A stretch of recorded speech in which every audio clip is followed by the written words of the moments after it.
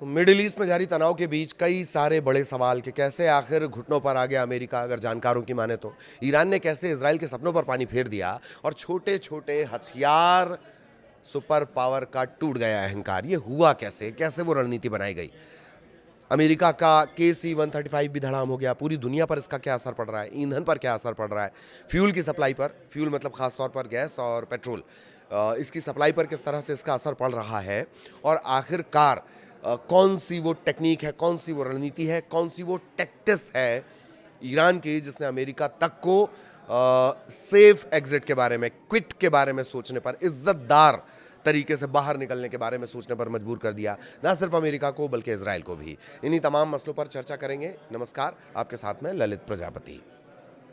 Iran पर सैन्य कार्रवाई को लेकर अमेरिका जितना शुरुआत में इसे आसान मानकर चल रहा था, अब उसे उतनी ही कठिन चुनौतियों का लगातार सामना करना पड़ रहा है। 14वें दिन की बात कर ली जाए, युद्ध के 14वें दिन की बात कर ली जाए, ईरान से अमेरिका को एक बार फिर बड़ा झटका लगा। अमेरिका के ऑपरेशन एपिक फ्यूरी से जुड़ा जो KC-135 है, इसे स्ट्रेटो टैंकर कहा जाता है। KC-135 स्ट्रेटो टैंकर, ये रीफ्यूलिंग प्लेन है। ये रीफ्यूलिंग प्लेन पश्चिमी इराक में क्रैश हो गया। इस क्रैश की जो पुष्टि है खुद यूनाइटेड स्टेट्स सेंट्रल कमांड, जिसे आप सेंटकॉम के नाम से जानते हैं, उसने की है। 28 फरवरी से ये जो ऑपरेशन चल रहा है, उस दौरान ये स्ट्रेटो टैंकर जो है वो क्रैश हुआ है। सेंटकॉम जो है वो खुद इसकी पुष्टि कर रहा है कि ये क्रैश हुआ है। दरअसल ऑपरेशन एपिक फ्यूरी ये क्या है? ये 28 फरवरी को अमेरिका की तरफ से ईरान के खिलाफ शुरू किया गया है। ये एक मिलिट्री ऑपरेशन है। कैसे ये KC-135 जो है वो क्रैश हुआ है? यूनाइटेड स्टेट्स सेंट्रल कमांड के मुताबिक इस मिशन में 2 KC-135 स्ट्रेटो टैंकर प्लेन लगे हुए हैं। इनमें से एक प्लेन पश्चिमी इराक में दुर्घटनाग्रस्त हो गया, जबकि दूसरा सुरक्षित तरीके से लैंड करने में कामयाब रहा है। कोई भी सेना ये नहीं बोलती है कि वो क्रैश किया गया, उस पर हमला किया गया, अटैक किया गया। वो कहती तकनीकी खराबी है। यही सेंटकॉम की तरफ से भी कहा जा रहा है। ये क्रैश दुश्मन की गोलीबारी या अपनी सेना की फायरिंग की वजह से नहीं हुआ है। कौन कह रहा है? सेंटकॉम कह रहा है। इस दावे के बाद अंदेशा ये जताया जा रहा है कि उड़ान के दौरान प्लेन में आई तकनीकी खराबी की वजह से ये क्रैश हुआ होगा। ये कौन कह रहा है? सेंटकॉम। लेकिन इस क्रैश के ठीक बाद एक दावा इराक का इस्लामिक रेजिस्टेंस नाम का एक ग्रुप है, उसकी तरफ से किया गया। उसका ये कहना है कि उसी ने इस प्लेन को गिराया है। संगठन ने बाकायदा बयान जारी कर कहा कि उसने इराक की संप्रभुता और एयर स्पेस की रक्षा के लिए अमेरिकी प्लेन को निशाना बनाया है। ये क्यों इतना इंपॉर्टेंट है? KC-135 स्ट्रेटो टैंकर, इसके क्रैश के साथ ही ईरान के साथ जो युद्ध चल रहा है, उसमें क्रैश होने वाले अमेरिकी प्लेन की जो संख्या है, विमानों की जो संख्या है, वो बढ़कर 4 हो जाती है। इनमें से 3 F-15E, इनका नाम है स्ट्राइक ईगल फाइटर प्लेन, ये पहले ही नष्ट हो चुके हैं। इस गंभीर घटना के बीच अच्छी बात ये भी रही कि जो पायलट थे वो उन्होंने सेफ एग्जिट ले लिया और वो सुरक्षित बच गए हैं। अमेरिकी सैन्य अधिकारियों के मुताबिक F-15E strike eagle fighter plane में जो 6 क्रू मेंबर थे वो वक्त रहते इजेक्ट हो गए, बाद में उन्हें सुरक्षित रेस्क्यू भी कर लिया गया। ये इतना इंपॉर्टेंट है क्यों? इसका जाना, इतनी बड़ी चर्चा, इतनी बड़ी खबर बन क्यों रहा है? KC-135 स्ट्रेटो टैंकर, दरअसल ये आधुनिक हवाई युद्ध की रीढ़ अब इसे माना जाता है। क्यों? ये एक रीफ्यूलिंग प्लेन है। रीफ्यूलिंग कैसे? पेट्रोल भरवाना तो नीचे आने की जरूरत नहीं है, हवाई हवा में पेट्रोल भर देता है ये, ऐसा समझ लीजिए। मतलब आप अपनी दोपहिया गाड़ी से जा रहे हैं, अपनी कार से जा रहे हैं, पेट्रोल टैंक जाने की जरूरत नहीं, बगल में आएगा, धड़ कनेक्ट होगा, पेट्रोल भर देगा। तो ये जो रिफ्यूलिंग प्लेन है, ये हवा में ही लड़ाकू प्लेन और जो बम वर्षक हैं उन्हें फ्यूल मुहैया कराता है, ईंधन मुहैया कराता है। इसकी वजह से जो फाइटर जेट्स हैं वो लंबी दूरी तक उड़ान भर सकते हैं। बार बार उन्हें नीचे लैंड करना और टेक ऑफ और लैंडिंग की जरूरत नहीं पड़ेगी, और फिर दुश्मन के ठिकानों पर वो लगातार हमला कर सकता है। ऐसे मिशन में कई प्लेन एक साथ काम करते हैं। हवा में ही ईंधन ट्रांसफर करने की जटिल प्रक्रिया को अंजाम दिया जाता है, खासतौर पर युद्ध के दौरान जब 24 घंटे लगातार ऑपरेशन चलते हैं। इस तरह के जो टैंकर प्लेन्स हैं उनका रोल बहुत अहम हो जाता है KC-135 का। अब अमेरिका ने इससे पहले जो अपने F-15E फाइटर प्लेन है वो कहाँ खोए हैं? शुरुआती दौर में ही बड़ा झटका अमेरिका को लगा था और ईगल फाइटर प्लेन कुवैत के ऊपर क्रैश हो गया था। ये प्लेन ऑपरेशन एपिक फ्यूरी के शुरुआती हमलों का हिस्सा थे। इसके मुताबिक, रिपोर्ट्स के मुताबिक, कुवैत की एयर डिफेंस सिस्टम ने गलती से इन्हें दुश्मन का प्लेन समझ लिया और इस भ्रम में कुवैत के एक FA-18 हॉर्नेट, ये इसका नाम है कुवैत का, FA-18 हॉर्नेट फाइटर जेट ने अमेरिकी प्लेन पर फायरिंग कर दी। नतीजन तीनों जो F-15E प्लेन है वो मार गिराए गए। अमेरिकी वायुसेना के लिए ये तीनों क्रैश किसी बड़े झटके के तौर पर रहे हैं। इतना ही नहीं है कि सिर्फ जो रिफ्यूलिंग स्ट्रैटो टैंकर है उसका नुकसान हुआ है या F-15 का नुकसान हुआ है, ड्रोन बेड़ा है, ड्रोन की जो कैपेबिलिटी है अमेरिका की, उसमें भी उसे बड़ा नुकसान उठाना पड़ रहा है। अलग अलग रिपोर्ट्स ये दावा कर रही हैं कि ईरान और इराक के ऊपर जो मिशन चलाए जा रहे हैं उस दौरान करीब करीब 11 MQ-9 रीपर ड्रोन मार गिराए गए हैं। दरअसल MQ-9 रीपर ये कहाँ इस्तेमाल होते हैं? दुश्मन के इलाके के भीतर जाकर, गहराई तक जाकर निगरानी करना और खुफिया जानकारी को जुटाने का काम करना, ये इनके लिए ज़रूरी, ये इनका मेन मकसद होता है। ऐसे मिशन में जोखिम ज़्यादा होता है, इसलिए वॉर जोन में उड़ान भरने वाले ड्रोन अक्सर निशाना बन जाते हैं। ये तो वहाँ के अपडेट्स हो गए, कैसे ईरान की रणनीति बदली है। मौत के आंकड़े भी जान लीजिए, कल भी हालांकि हमने आपको बताए थे। ये आंकड़े जो आते हैं ये अलग अलग वहाँ के जो मीडिया रिपोर्ट्स हैं उनको पढ़ने के बाद हम आपके लिए एक कोशिश करते हैं कि प्यूरिफाइड डाटा बन सके। तो ईरान में अब तक करीब करीब 1500 लोगों की जान चली गई है, लेबनान में 600, इराक में 15, कुवैत में 6, बहरीन में 2, UAE में 6 और इजराइल के 15 लोगों के मारे जाने का दावा किया जा रहा है। अमेरिका के भी 8 सैनिक अब तक मारे गए हैं। इस पूरे घटनाक्रम का दुनिया पर फ्यूल संकट, और दुनिया उस फ्यूल संकट से निपटने के लिए कर क्या रही है? जंग के चलते दुनिया भर में ईंधन की हो गई भारी कमी। इसकी वजह है जो इम्पोर्टेंट ऑयल रूट है, होर्मुज स्ट्रेट, वो बंद है। बीच में बातें कही गई कि इनके लिए खोल दिया गया, उनके लिए खोल दिया गया, तब ये साफ किया गया है ईरान की तरफ से कि कहीं कोई कुछ नहीं खुला है। तो दुनिया भर में जो ईंधन की कमी आई है, कैसे तेल की कीमतें तेज़ी से बढ़ी हैं और हालात संभालने के लिए देश क्या कर रहे हैं। कोई अपनी ऊर्जा की खपत कम कर रहा है, कोई अपने रिजर्व से तेल निकाल रहा है, नई ऊर्जा के जो स्रोत हैं वो तलाशे जा रहे हैं। अलग अलग देशों से जो जानकारी मिली उसके मुताबिक अमेरिका ने दुनिया भर के जो देश हैं उन्हें 30 दिन के लिए रूस से तेल खरीदने की छूट दे दी है। रशिया से तेल नहीं खरीदेंगे, तेल नहीं खरीदेंगे, तेल नहीं खरीदेंगे, यही कहता था अमेरिका, अब कह रहा है 30 दिन और खरीद लो। पाकिस्तान ने खर्च घटाने के लिए स्कूल बंद करने और वर्क फ्रॉम होम जैसे कदम लागू कर दिए हैं। बांग्लादेश सरकार को पेट्रोल और डीजल की बिक्री पर लिमिट तक लागू करनी पड़ी है। लोगों से ये भी कहा जा रहा है कि AC कम चलाएं, लाइट बंद रखें और गैर ज़रूरी यात्रा ना करें।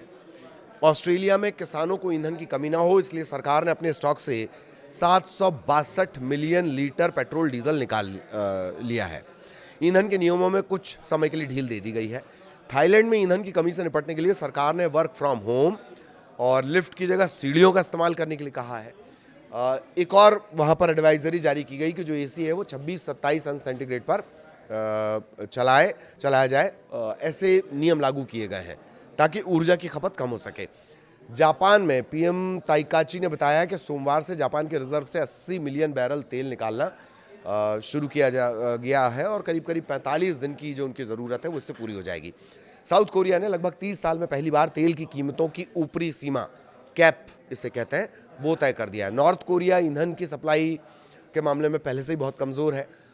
स्थितियाँ वहाँ पर और ज़्यादा ख़राब हो रही हैं। इसके अलावा स्पेन, नॉर्वे, चीन, अब इन देशों को क्या उम्मीद है कि जो नवकरणीय ऊर्जा में उन्होंने निवेश किया था बहुत पहले, अब उन्हें उसका प्रॉफिट मिलने जा रहा है। ये स्थितियां हैं, कैसे इस युद्ध के चलते ये स्थितियां बनी हैं और कैसे उससे निपटने की कोशिश हो रही है, ये हमने आपको बताया है। ईरान ने आखिर ये समीकरण बदल कैसे दिए, किस तरह से ये समीकरण चेंज होते रहे कि नौबत यहाँ तक आ गई कि अब इजराइल, अमेरिका ये सेफ एग्जिट की बातें करने लगे। पिछले 14 दिनों से युद्ध चल रहा है। पिछले साल अमेरिका, इजराइल और ईरान के बीच संघर्ष हुआ, लेकिन वो 12 दिनों में खत्म हो गया था। इस बार ये युद्ध थमने का नाम नहीं ले रहा। दरअसल ईरान चाह भी यही रहा था कि ये युद्ध इस तरह से चलता रहे। उसकी रणनीति शुरुआत से युद्ध को लंबा खींचने की थी और अमेरिका को लग रहा था वो जाएगा, बम बरसा के चला आएगा फट से, जैसा मादुरो के साथ किया, जैसा इससे पहले किया, जैसा लादेन के वक्त पे किया गया, स्ट्राइक टाइप का, वो हो नहीं पाया। ईरान ने अब ऐसे हथियारों से हमले करने शुरू कर दिए हैं जो आयरन डोम को भी फेल कर रहे हैं और इजराइल को बम्पर नुकसान पहुंचा रहे हैं। ये वही हथियार है जिनका इस्तेमाल कभी खुद इजराइल दुश्मनों पर किया करता था। क्या है ये बला? ये है क्लस्टर बम। क्लस्टर बम एक मिसाइल के अंदर मौजूद सैकड़ों छोटे छोटे बम होते हैं। जब मिसाइल आसमान में फटती है तो ये दूर तक फैल जाते हैं, ज़मीन पर गिरते हैं। रात में जब इन हथियारों से हमला होता है तो आसमान में अचानक से दर्जनों चमकीले नारंगी रंग की एक रोशनी दिखाई देती है। ईरान अमेरिका युद्ध में ये हथियार ही अब इजराइल की सबसे बड़ी टेंशन बन गए हैं। कितने बम एक साथ गिराए जा सकते हैं? इजरायली दूतावास ने भी इसे लेकर, भारत में जो इजरायली दूतावास है उसने एक सोशल मीडिया पर पोस्ट किया है और जानकारी दी है कि कितना खतरनाक है। इजराइल की तरफ से एक्स पर पोस्ट किया गया कि ईरानी शासन इजरायली नागरिकों पर क्लस्टर बम दाग रहा है। नागरिकों के खिलाफ इसका जानबूझकर और बार बार इस्तेमाल दर्शाता है कि ईरानी आतंकी शासन नागरिकों की अधिकतम मौत और नुकसान उन्हें पहुंचाना चाहता है। ठीक, हर बम में करीब करीब 5 किलोग्राम तक विस्फोटक होता है। आमतौर पर एक मिसाइल में 24 छोटे बम हो सकते हैं, लेकिन जो ईरान की खुर्रम शहर है उसमें यह संख्या, ये दावा की जा रही है कि 80 तक पहुंच जाती है। आमतौर पर 24 ही बम, छोटे छोटे क्लस्टर बम आप डाल सकते हैं 4-4, 5-5 किलो के, लेकिन खुर्रम शहर 80 ऐसे बम लेकर जा सकती है। विशेषज्ञों का यह कहना है कि इनका मकसद बड़े इलाके में नुकसान पहुंचाना होता है। ऐसे हमलों में ये जो बम है वो 8 से 10 किलोमीटर तक के इलाके में पूरा फैल जाते हैं। इनका कोई तय निशाना नहीं है। घर पे, सड़क पे, पार्क में, कारोबारी इलाके में, नॉर्मल जगह पर, कहीं पर भी ये गिर सकते हैं। इजराइल में बैलिस्टिक मिसाइल हमलों से पहले चेतावनी के लिए बाकायदा सायरन बजा दिया जाता है। लोगों से शेल्टर में जाने के लिए उनको वक्त मिल जाता है, लेकिन इसके बावजूद खतरा बना रहता है। पिछले हफ्ते तेल अवीव के बाहरी इलाके में एक ऐसे ही बम से 2 लोगों की जान चली गई। दोनों ये मजदूर थे और हमले के वक्त ही किसी सुरक्षित जगह पर नहीं थे। इसी तरह के हमले में कई लोग घायल भी हुए हैं। एक बात और है कि क्लस्टर बमों को लेकर इजराइल पर भी आरोप लगे थे। अंतर्राष्ट्रीय जो मानवीय कानून है, ह्यूमन राइट्स हैं, वो इसे बहुत विवादित हथियार मानते हैं। ये बिना भेदभाव के बड़े इलाके में गिरता है, आम नागरिकों को नुकसान पहुंचाता है। इसी वजह से आबादी वाले इलाकों में इनके इस्तेमाल पर कड़ी आपत्ति जताई जाती रही है। एक रिपोर्ट के मुताबिक मानवाधिकार संगठन एमनेस्टी इंटरनेशनल पहले भी ईरान की तरफ से ऐसे हथियारों के इस्तेमाल को अंतर्राष्ट्रीय कानून का गंभीर उल्लंघन बता चुका है। इजराइल पर भी 2006 में लेबनान युद्ध के दौरान क्लस्टर बम इस्तेमाल करने के आरोप लगे थे। इजराइल ने उस समय ये माना था कि उसने ऐसे हथियार इस्तेमाल किए, लेकिन कैसे किए? नियमों के दायरे में रहकर किए। ये हर बार हथियारों का इस्तेमाल जो इजराइल है वो नियमों के दायरे में रहकर ही करता है। अब इसके दो नुकसान हो रहे हैं। एक तो ये लोगों को जान माल का नुकसान पहुंचा रहा है और इजराइल की एयर डिफेंस सिस्टम को अंधा कर दे रहा है, जिसके बारे में बड़ी बड़ी बातें कही जाती हैं। लोहे का डोम, रक्षा कवच, फलाना ढेलमा का, उसे ही अंधा कर रहा है। ईरान की तरफ से दागी गई जो आधी बैलिस्टिक मिसाइलें हैं वो क्लस्टर म्यूनिशन उसमें लगे हुए हैं। इजराइल की जो एयर डिफेंस प्रणाली, उसके सामने एक नई चुनौती खड़ी हो जाती है। दरअसल जो मिसाइल रक्षा प्रणाली है वो ज़्यादातर बड़ी मिसाइलों को हवा में इंटरसेप्ट करती है और नष्ट कर देती है, लेकिन जब एक मिसाइल छोटे छोटे बमों में बदल जाएगी तो उन्हें रोकना बहुत मुश्किल हो जाएगा। और अगर उन्हें रोकने की कोशिश करोगे तो लाखों से करोड़ों खर्चा आता है एक को रोकने का। अब आप कह रहे हो खुर्रम शहर ने 80 बम फेंक दिए एक साथ, कैसे रोकोगे? नहीं रोक पाए तो जानमाल का नुकसान, और रोक लिए तो पैसे का नुकसान। संख्या इनकी ज्यादा होती है, आकार छोटा होता है, गिरने का समय भी इनका बहुत कम होता है। ईरान इस तकनीक का इस्तेमाल इसलिए कर रहा है ताकि इजराइल की रक्षा प्रणाली को पार किया जा सके, कंफ्यूज किया जा सके। कई बार ऐसा भी होता है कि मिसाइल को हवा में रोक लिया जाता है, लेकिन उससे पहले ये क्लस्टर बम, छोटे छोटे बम निकल चुके होते हैं। ईरान ने यह रणनीति बदली है। इन छोटे बमों को इजराइल के आयरन डोम प्रणाली से रोका जा सकता है, लेकिन हर बार ये संभव ही नहीं है ना। एक खुर्रम शहर निकली, 80 बम फेंक कर वो चली गई। उसी टाइम उधर जो लेबनान से हिजबुल्ला है वो बिल्कुल लय में हमले कर रहा है। फिर दूसरी खुर्रम शहर आई, 80 बम फोड़ के चली गई। क्या करोगे? विशेषज्ञों का कहना यह है कि इन बमों का इस्तेमाल सिर्फ सैन्य नुकसान पहुंचाने के लिए नहीं है, लोगों में डर फैलाने के लिए भी इसका इस्तेमाल किया जाता है। यही वजह है कि इजराइल की सेना और होम फ्रंट कमांड अब लगातार लोगों को चेतावनी दे रहे हैं। सायरन बंद होने के बाद भी कुछ समय तक बम शेल्टर में ही रहें, क्योंकि छोटे बम देर से भी गिर सकते हैं। लोगों को यह भी कहा जा रहा है कि अगर कोई बिना फटा बम दिखाई दे तो उससे दूर रहें।